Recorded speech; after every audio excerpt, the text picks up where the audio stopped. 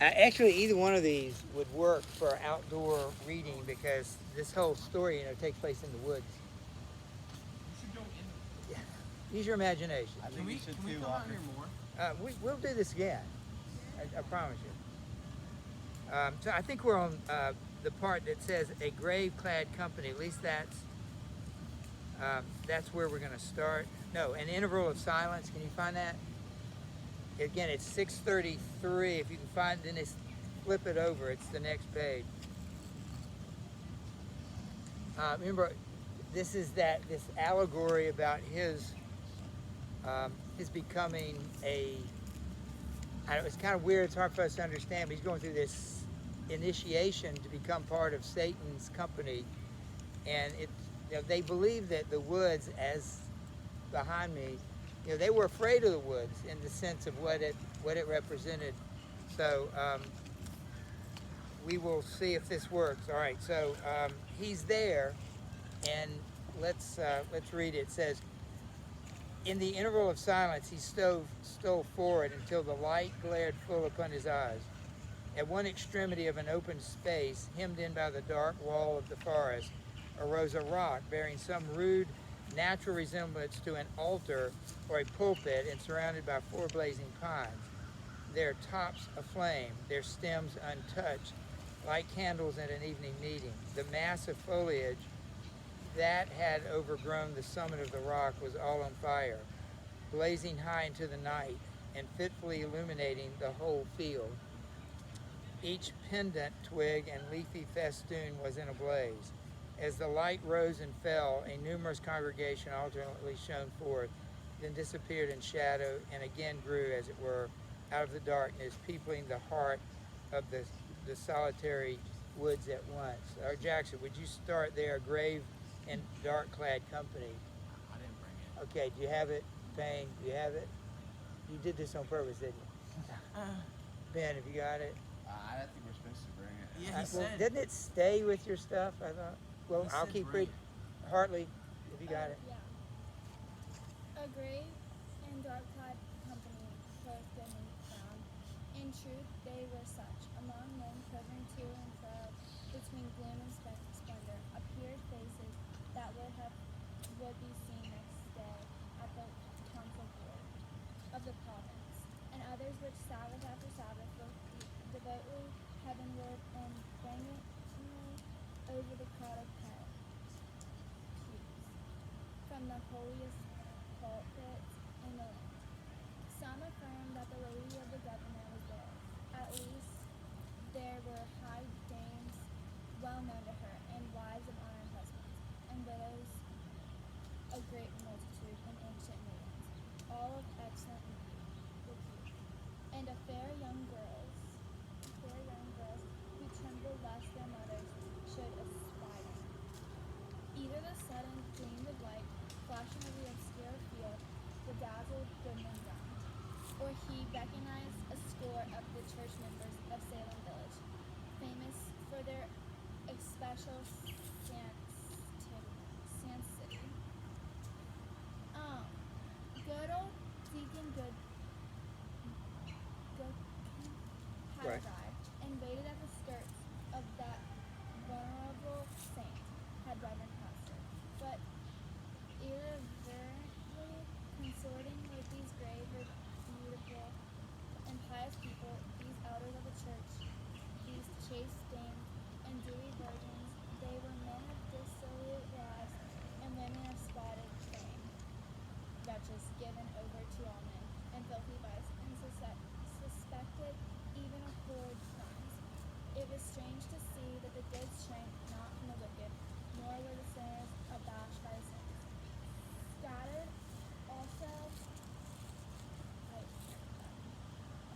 Scattered also among their pale-faced enemies were Indian priests, or I'll finish it, or powwows who had often scared their native forest with more hideous incantations than any known to the English witchcraft.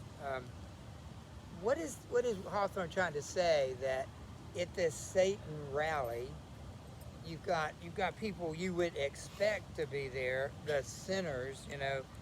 You've got women of spotted fame, men of dissolute lives, all given over to mean and filthy vices and horrid crimes. You would expect those people to be, part of Satan. But why does the author include uh, the deacons and the pastor? It says grave, reputable, pious people, elders, chaste dames, and dewy virgins. What is he trying to say? What is Hawthorne's view of religion at this time, and particularly, the church, when he's saying that not only are the sinners, but the so-called good people are also in league with Satan? What's he trying to say about religious people? Yeah. That the church at that time was corrupted and that faith isn't actually that strong. Right, and even people that look respectable, which is still the case, you can go to church, although I think it's less and less. Why would you go to church? Why would anybody go to church that wasn't serious about it? I grew up at a time where everybody went to church. Businessmen, you went to church, it's just another contact. I'm not saying they weren't believers, but churches are social institutions, and you meet business contacts and you make friends. So people would go to church in the 50s and 60s, I guess, to look respectable if you weren't a believer. But why would anybody go to church now? Most people don't. Have you noticed your neighborhood? I mean, if you go to church, I hope you do, but like when we go to church on Sunday morning, we always think, oh, they went to the early service. That's why they're walking at the park, or, that's why they're cutting their grass. There could be a million reasons why that person's not in church, but go to the numbers. People aren't going to church. The numbers just aren't. My pastor one time said probably less than 20% of Americans are in church, and maybe it was a lot lower than that. So 80% of the people are not going to church, 20% are. I don't know what even you feel about going to church. Because we talk about it on Mondays. I hope you went to church. I pray about it on Thursdays. Hope will go to church.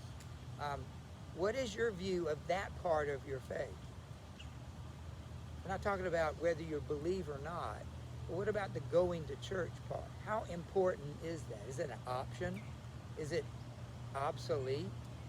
Is it not relevant in the 2020s? What do you think Scripture says about our going to church? Yeah. Well, church is kind of God's household in a sense. So going to church on Sunday is kind of respecting that and learning more about God.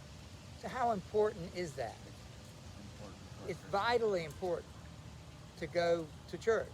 And so I don't think people are going to church if they're not serious about it. So I can't imagine the church being like it was here in the 1800s, where you got Satan. Remember, how do people who are respectable, how do they worship Satan? They probably are not murderers. They may not even be adulterers, or there are more of those. How do people like that? How could they possibly be in line with Satan? They would give in to their temptations and just sin.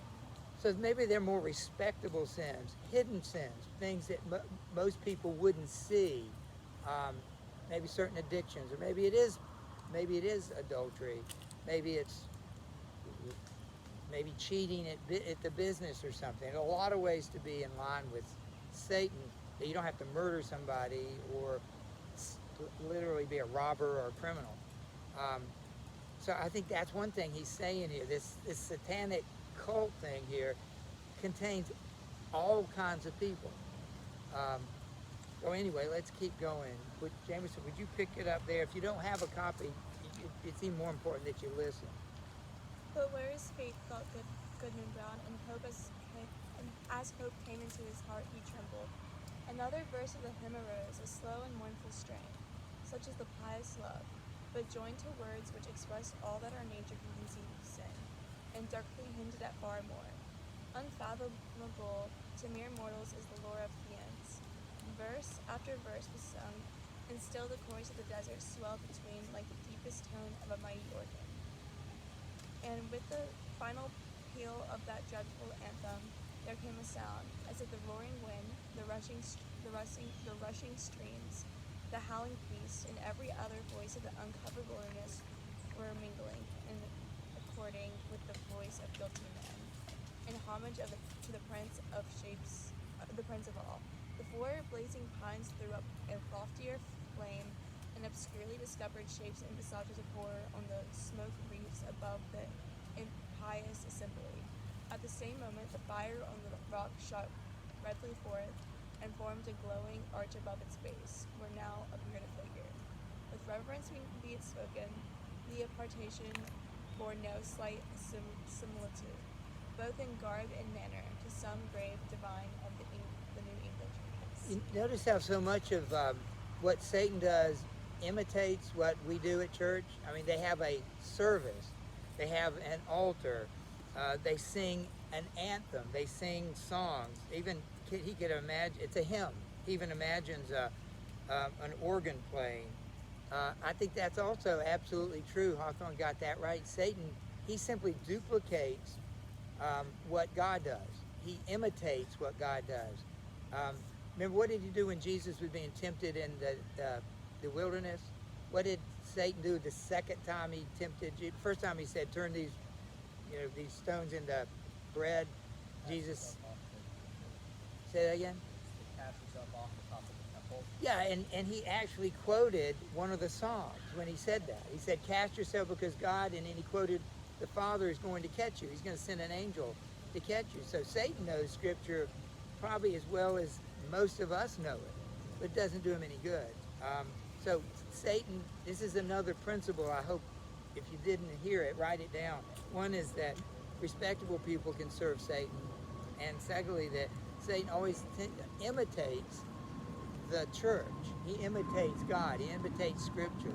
He uses those things to look good, but he's not.